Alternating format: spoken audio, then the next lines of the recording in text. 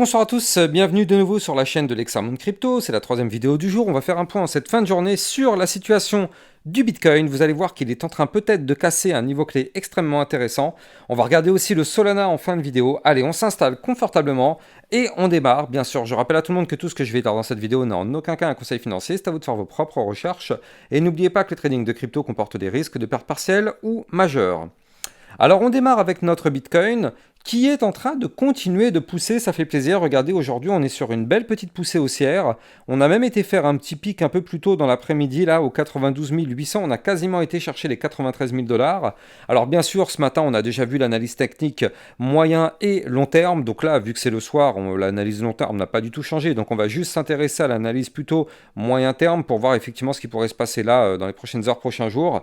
Et bien évidemment, l'analyse long terme, on l'a tous les matins, donc pas de souci. Alors, du côté de notre Bitcoin, on voit qu'ici, on a une résistance. La résistance, elle est ici, à 92 092. Tant qu'on ne break pas ce niveau clé de résistance, vous l'avez compris, malheureusement, on est bloqué.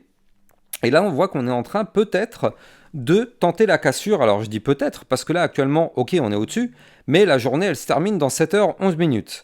Donc pour l'instant, la cassure de cette résistance n'est pas validée, donc cette résistance ne se transforme pas en support. Donc on patiente. On patiente, et là par contre effectivement, si on break ce niveau clé, je rappelle que c'est la target des 95 000 $ qui pourrait nous attendre. Alors, j'exagère un petit peu, parce qu'en fait en cours de route on aura la résistance majeure des 93 477, et puis après par contre ce sera les 95 000 $. Donc là vous l'avez compris, le Bitcoin est peut-être tout proche d'aller chercher les 95 000 $. On est quand même sur une belle direction haussière actuellement, on est toujours ici sur une phase bullish avec des points hauts de plus en plus hauts. Maintenant, on le voit, les mouvements sont quand même de moins en moins forts par rapport à ce qu'on a connu, et je le rappelle et je le rappellerai jamais assez, n'oublions pas cette divergence baissière qui est ici. Du côté du RSI, ça descend, du côté du cours, ça monte, c'est une divergence baissière. Elle est là, on ne sait pas si ça va se valider ou pas, mais en tout cas, ne la négligeons pas, au contraire, respectons-la, parce que à cause d'elle, malheureusement, peut-être que le Bitcoin pourrait chuter. En tout cas, pour l'instant, ce n'est pas ce qu'il nous montre. Pour l'instant, il nous montre toujours des signaux de force. Mais attention, tout de même, il faut le noter, regardez, le momentum MACD en jour, il est peut-être pas très loin de faire un petit cross bear, ici, vous le voyez, avec la ligne bleue qui passerait en dessous de la ligne orange. Donc là, ça voudrait dire que pendant quelques jours, les bears pourraient avoir la main. Je rappelle, cross bear ici, sur le momentum MACD, plus divergence baissière, plus, je rappelle, le Crypto Fear and Greed Index à 90, prudence extrême sur le Bitcoin ainsi que sur les cryptos. Je rappelle qu'à la seconde où le Bitcoin crash, tout le marché crypto crash avec lui. Donc encore une fois, prudence extrême, mais en tout cas, pour l'instant, j'ai envie de dire, le Bitcoin, il s'en tape royalement. Il s'en tape de tout ça. On a quand même 3 gros indicateurs qui nous indiquent une chute, mais le Bitcoin, il s'en tape royalement parce que le Bitcoin nous fait potentiellement, peut-être à l'heure qu'il est, un point haut plus haut que les précédents. Donc là, en tout cas, il est vrai qu'on est en train de prendre la direction des 93 477. Il est vrai que juste après, on pourrait aller chercher les 95 000 $. Mais il est vrai aussi qu'il y a cette résistance et cette ligne de tendance, et cette divergence baissière qui est à surveiller. Par contre, souvenez-vous, ces derniers jours, on avait quand même anticipé et analysé sur ma chaîne YouTube ce gigantesque pattern en range. Ici, comme vous pouvez le voir, cette boîte violette, elle est là. Et donc en réalité, c'est un range, mais c'est aussi un joli triangle de compression, parce que tout de même, il faut le noter, à l'intérieur de ce range, on est en train de compresser actuellement, comme vous pouvez le voir ici, effectivement, on est en train de compresser, et donc là, on est en train de tenter la cassure du range par le haut, qui, je le rappelle, est une résistance, donc le niveau clé qu'il faut breaker, d'ailleurs, on a breaké, il faut le noter, on a breaké, regardez ça, ici, le niveau clé qu'il fallait breaker, il était là à 92 255 $. C'était le niveau clé qu'il fallait breaker. Comme vous pouvez le voir, on a breaké. On est même en train de faire le pullback à l'heure qu'il est. Regardez, parce que je rappelle, à chaque fois qu'on break un niveau clé, on revient le retester. Prudence, prudence de ne pas faire exactement la même chose qu'on avait fait ici. C'est-à-dire que là, vous le voyez, on avait breaké le range et le pullback a été fait. Malheureusement, le pullback a décidé d'invalider la cassure vu qu'il a réintégré le range. Donc là, pour l'instant, en tout cas, le pullback a l'air d'être plutôt bien parti. Mais attention, attention, parce que là, cette bougie va clôturer dans 3 heures 7 minutes.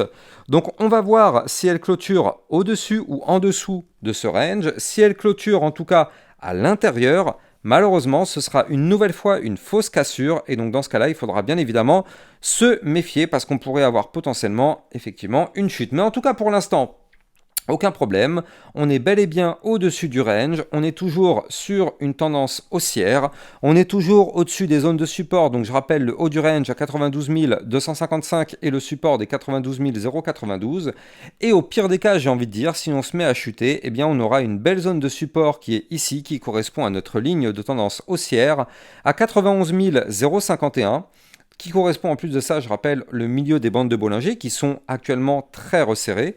Donc là, dans tous les cas, au pire des cas, si jamais le Bitcoin fait une réintégration du range par le haut, on a toujours ces zones de support. Par contre, vous l'avez compris, hein, si on casse ces zones de support, alors le Bitcoin malheureusement pourrait s'effondrer pour aller chercher les 89 631 ou pourquoi pas par la suite le bas du range ici à 86 681. Mais pour l'instant, tant que le Bitcoin continue de tenter ces cassures, ne mettons pas sur la table ce scénario, on le garde juste dans la tête, dans un coin de la tête, mais pour l'instant en tout cas, on a un Bitcoin qui a l'air de vouloir pousser, et je rappelle que le Bitcoin est en train de former une figure chartiste en tasse avec la petite anse sur le côté. Ça, c'est une figure chartiste bullish. Pour valider ce pattern, eh bien regardez, on est actuellement pile poil dessus. Il va falloir casser le niveau clé qui est ici à 92 698. Et effectivement, si on break ces niveaux clés, ça validerait la tasse séance et ça permettrait potentiellement à notre Bitcoin d'aller chercher les fameux 95 000 $. Donc là, c'est qui tout double. Soit on valide tout ça et on va tout droit aux 95 000 $, soit malheureusement, on se laisse avoir. Le Bitcoin s'effondre à cause de cette divergence baissière dont je vous ai parlé tout à l'heure avec le momentum MACD qui est ici. J'ai envie de dire, faites vos jeux, qu'est-ce que vous pensez? Dites-moi en commentaire ce qui va se passer. Est-ce que vous pensez que le Bitcoin va s'effondrer et que la divergence baissière va gagner et va entraîner le Bitcoin vers une chute à 95, voire même 93 ou encore 91 000 $?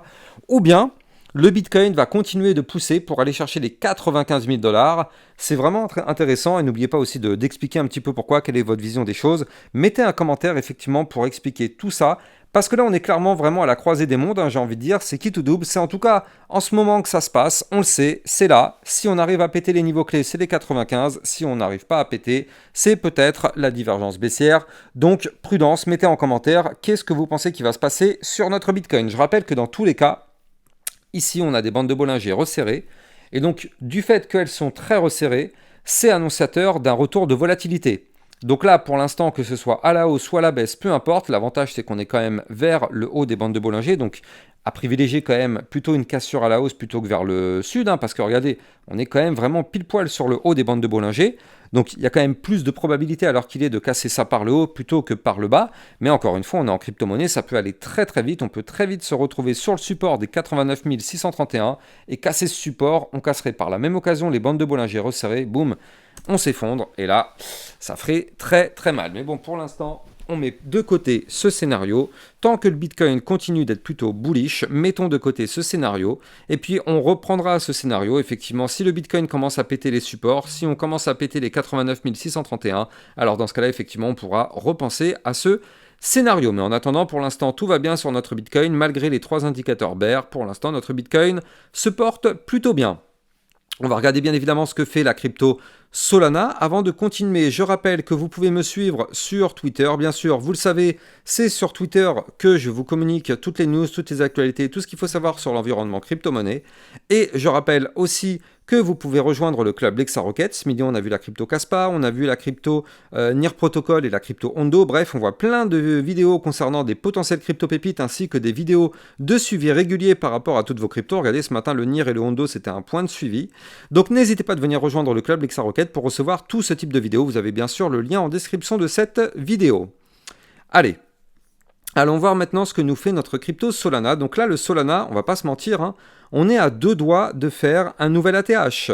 On a été chercher quoi? Eh bien, pour ceux qui me suivent sur YouTube depuis quand même pas mal de temps, je vous avais donné cette boîte. Elle est là, ça fait un moment qu'elle est dessinée cette boîte. Je vous avais dit que là, si le Solana se met à pump, et d'ailleurs c'est ce qu'il a fait, on l'avait largement anticipé déjà ici suite à la cassure du biseau descendant. Donc on savait que si on pétait les 130 $, le Solana allait exploser, c'est ce qui s'est passé d'ailleurs. Et donc là, je vous avais donné comme target la zone des 249. parce qu'on savait qu'entre les 249 et les 260, c'était justement une zone de résistance majeure qu'il va falloir breaker si on veut aller faire un nouvel ATH. Donc là, le Solana, il a fait quoi? Il a poussé et il a été chercher justement cette zone de résistance majeure. Donc comme quoi dans le trading, les bases sont largement respectées. Voilà, on va pas to the moon, bien sûr, on va pas to the moon, on va chercher les résistances. Si on casse les résistances, on continue. Donc là, je rappelle, si on casse la résistance actuelle, la prochaine serait d'aller chercher les 260 $. Et si on casse effectivement les 260 $, alors la prochaine résistance serait pourquoi pas encore plus haut. Mais bon, pour l'instant, on n'y est pas encore, on verra ça effectivement par la suite. Bah, d'ailleurs, attendez, on peut même cela calculer ensemble, hein, cette petite résistance, voilà. Donc si jamais effectivement notre Solana continue de prendre de la force, on pourrait aller chercher par la suite, pourquoi pas, les 365 $. Donc effectivement, ce serait des zones à venir chercher, bon, pas tout de suite, hein, vous l'avez compris, mais peut-être dans les prochaines semaines, prochains mois, attendez, je vous dis des bêtises, ce serait les 342,07. Si jamais on arrive à casser les 260 $, ce serait la prochaine énorme target à aller chercher. En tout cas, pour l'instant, le Solana est bel et bien dans une grosse zone de résistance.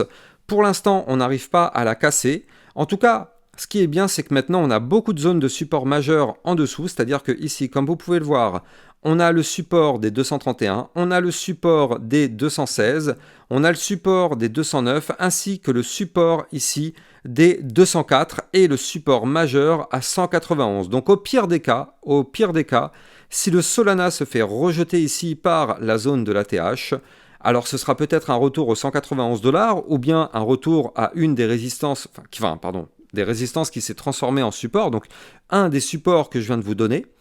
Et donc là, on pourrait avoir pourquoi pas un rebond pour aller chercher des points encore plus hauts du côté du Solana. En tout cas, pour le moment, tout va bien. On est à deux doigts de faire un nouvel ATH sur cette crypto. Je rappelle que vous pouvez trader toutes ces crypto-monnaies en utilisant mon lien de parrainage Binance que vous allez trouver en description de cette vidéo qui vous permet d'obtenir un bonus à vie sur vos frais de trading et de trader sur une plateforme sécurisée parce qu'elle a enregistré PSAN auprès de l'AMF.